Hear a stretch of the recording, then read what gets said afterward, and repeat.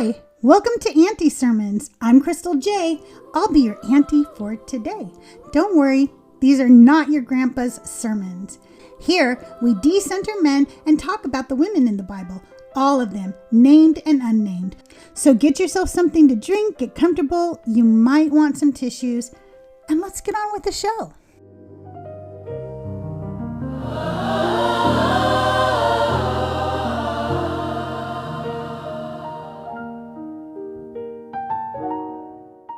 Welcome back to Auntie Sermons. Today's episode is called The Woman Who Was Named. We're going to sit with a single verse, just one sentence tucked into a genealogy full of men, metal, power, and production. A chapter obsessed with lineage and domination suddenly pauses long enough to name a woman. Her name is Naamah.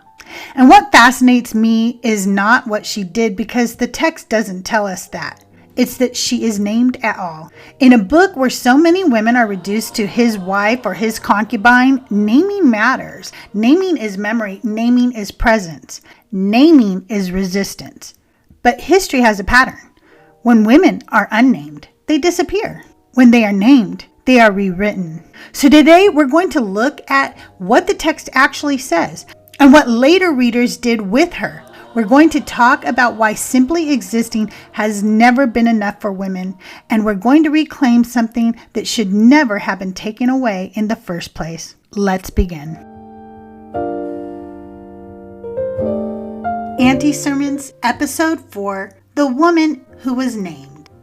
Genesis 4:22. Zillah also bore Tubal-Cain, the forger of every cutting instrument of bronze and iron. The sister of Tubal-Cain was Naamah. That's it. That's the whole verse. I'm starting to see a pattern, because here is yet another woman who barely gets a sentence in the Bible. And if we're honest, that should not surprise us, because most women in the Bible barely get a sentence. Many don't even get a name. They are his wife, his concubine, her mother, a body in a story that belongs to men. So when I saw a woman's name in genealogy obsessed with men, metal, and production, I was caught off guard.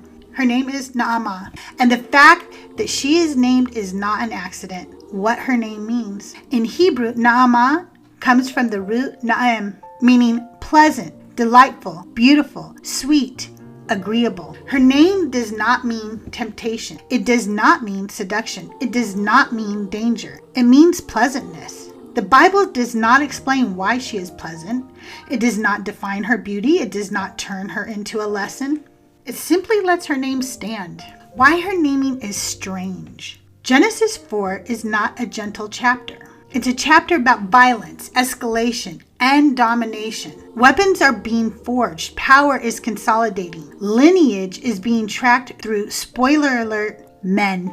Tubal-Cain had a sister, and her name was Naamah. She is not introduced as someone's wife. She is not introduced as someone's mother. She's not blamed for anything. She is simply named. And that kind of naming makes late readers uncomfortable, because a woman who is simply present feels threatening to systems built on control.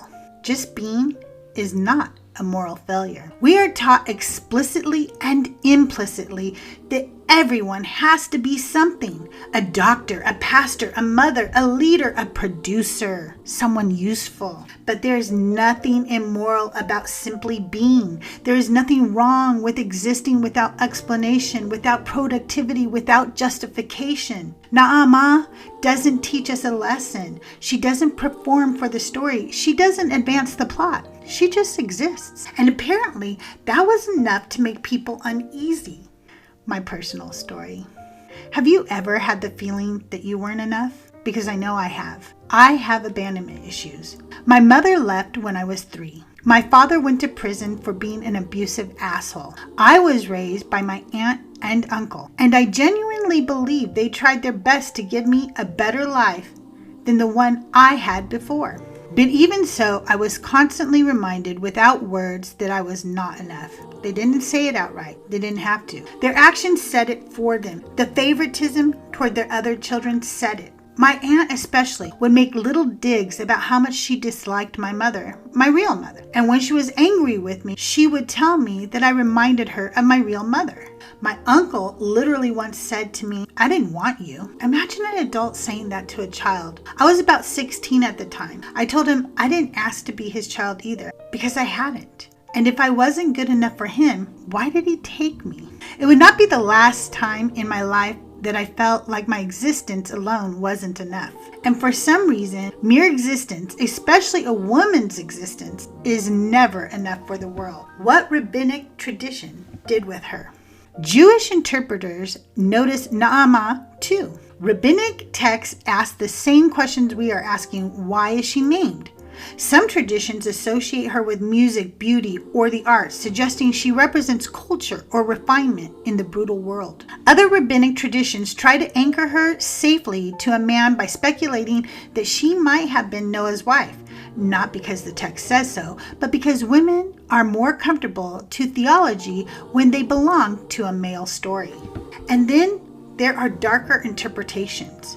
Some later rabbinic writings portray Naamah as seductive or dangerous, even associating her with the corruption that preceded the flood. Notice what happened? A woman was named, and people assumed she must be responsible for something. What Christianity did with her. Christian tradition largely followed the same instinct, but with less nuance. Rather than sitting with the discomfort of a named woman with no moral label, Christian interpreters absorbed Naamah into a narrative of guilt. If the world was wicked, someone must have caused it. If men are the default actors, women become the default explanation. So Naamah is quietly reframed, not by scripture, but by theology as part of the problem. No verse says this, no story supports it, but implication does the work. She is named, therefore she must be tempting. She is visible, therefore she must be dangerous.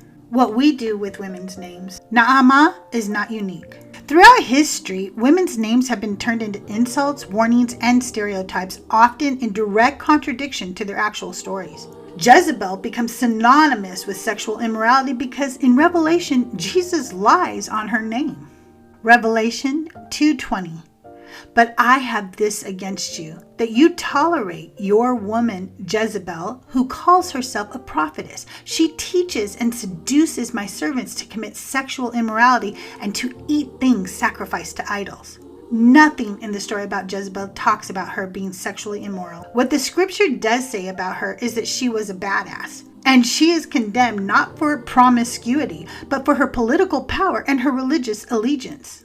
Mary Magdalene is labeled a prostitute, despite the Bible never saying that, and despite her being the first witness to the resurrection. Bathsheba is treated like a seductress, even though the story describes a king who sent for her. That power dynamic means Bathsheba was a rape victim. How many victims throughout history have been called sluts and whores? Outside the Bible, the pattern continues. Medusa becomes a monster, frozen forever as something to be feared and destroyed. But earlier versions of her story tell us she was raped in a temple and then punished for it. Her name does not represent violence. It represents what happens when a victim is rewritten into a villain so power never has to answer for itself. Marie Antoinette becomes the woman who supposedly said, "Let them eat cake," a sentence she never said. A lie repeated so often it replaced history. Her name became shorthand for cruelty and excess, not because it was true, but because blaming a woman was easier than dismantling a system. Hypatia becomes a footnote, when she should be remembered as a brilliant philosopher, mathematician, and teacher. She was murdered by a Christian mob for being too intelligent, too influential, and too visible. Her name was not erased because she was wrong. It was erased because she was dangerous to male authority. And Lilith becomes a demon. Not because she was evil, but because she refused submission. She would not lie beneath Adam. She would not obey. So her name was transformed into a warning about what happens to women who say no. Over and over again, women's names are rewritten, not to tell the truth, but to make power comfortable. Why Naamah matters. Naamah matters because she breaks the pattern, not by what she does, but by what the text refuses to do to her. She is not mortalized. She is not sexualized. She is not blamed. She is named. And that naming is an act of resistance. It says, a woman existed here. Not because she caused something, not because she belonged to someone, but because she mattered enough to be remembered. Naamah reminds us that patriarchy does not only silence women, it also rewrites the ones who speak. If a woman is unnamed, she disappears. If she is named, she is redefined. Our work, especially when we read these texts aloud, is to resist both, to say her name, to tell the truth, and to refuse the stories that were never hers to begin with.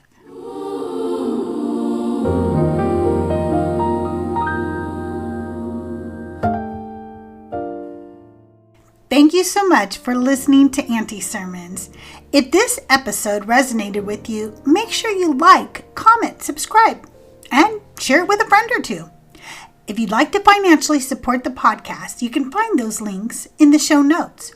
You can also find me online. I am Crystal J, all one word, Jae, on both YouTube and TikTok. So come say hi, or argue politely, or you could just lurk.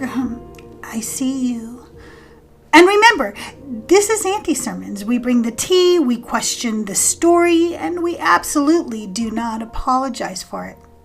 Fuck the patriarchy. I'll see you next time. Don't forget, I'm a nice lady.